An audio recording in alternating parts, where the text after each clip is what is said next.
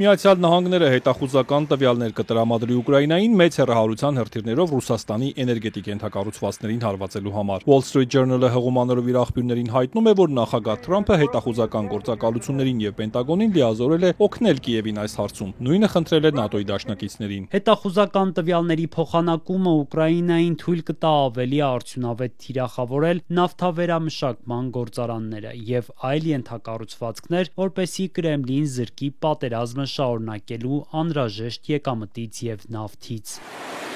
Թերթի աղբյուրներից մեկն էլ ասել է, որ ԱՄՆ-ն քննարկում է Թոմահոկ եւ Բարակուդա, ինչպես նաեւ մոտ 800 կիլոմետր հեռահարության այլ հրթիռներ Կիևին տրամադրելու հարցը, որոնցով ուկրաինական զինուժը կկարողանա հարվածել Ռուսաստանի խորքերին։ Ըստ աղբյուրի, սակայն վերջնական որոշում դեռ չկա։ Կրեմլի խոսնակն արձագանքել է պնդելով, թե ԱՄՆ-ն եւ ՆԱՏՕ-ն Ուկրաինային պարբերաբար են տրամադրում նման տվյալներ։ Ակնհայտ է, որ ՆԱՏՕ-ի եւ ԱՄՆ-ի ողջ ենթակառուցվածքն օգտագործվում է հետախուզական տվյալներ հավաքելու եւ ուկրաինացիներին փոխանցելու համար, ասել է Դմիտրի Պեսկովը։ ՆԱՏՕ-ի խորհրդարանական վեհաժողովն իր հերթին դաշինքի անդամներին կոչ արել Ուկրաինային մինչև 5500 կիլոմետր հեռահարության հրթիռներ տրամադրել։ Վեհաժողովում Ուկրաինայի պատվիրակության ղեկավարի կարծիքով նման որոշմանը նպաստել է այն, որ Ռուսաստանն սկսեց նոր բալիստիկ հրթիռներ կիրառել եւ իր զորակազմը համալրեց հյուսիսկորեացի զինվորներով։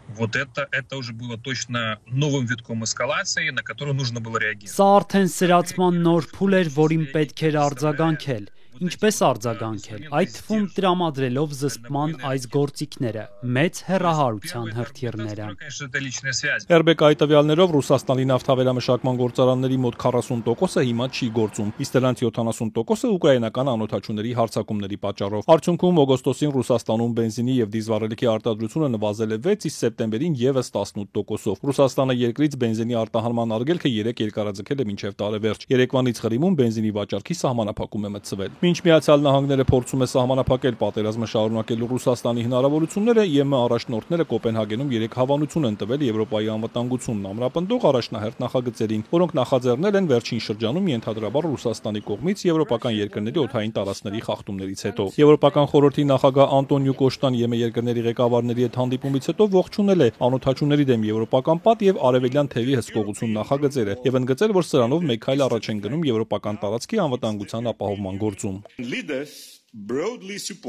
ԵՄ առաջնորդները լայնորեն աջակցեցին Եվրոպայի անվտանգությունը ամրապնդող նախնական առաջնահերթ նախագծերին։ Սա կարևոր քայլ է մինչև 2030 թվականը պաշտպանական ընդհանուր պատրաստվածության հասնելու մեր ճանապարհին։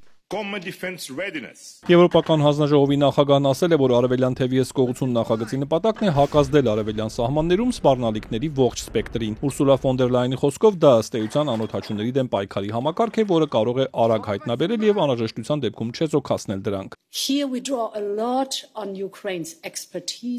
Այստեղ մենք իհարկե մեծապես հույսը դնում ենք Ուկրաինայի փորձի վրա, ուստի պետք է արագ առաջ շարժվենք Ուկրաինայի եւ ՆԱՏՕ-ի հետ միասին։ Դանիայի վարչապետն էլ հայտարարել է, որ Եվրոպայում այսօր հիբրիդային պատերազմ է ընթանում։ Մետե Ֆրեդերիկսենը նշել է, որ Ռուսաստանից եկող մեծ սպառնալիքը թերագնահատվել է, ապա հույս հայտնել, որ բոլորը կհասկանան, որ Ուկրաինան պետք է դիտարկել որպես պաշտպանության առաջին գիծ։ Ուկրաինայում մեր արած ամեն ինչ մեզ եւ մնացած Եվրոպային պաշտպանելու համար է։ Մենք շատ բան ենք անում, բայց պետք է արագացնենք եւ ընդլայնենք մեր գործողությունները։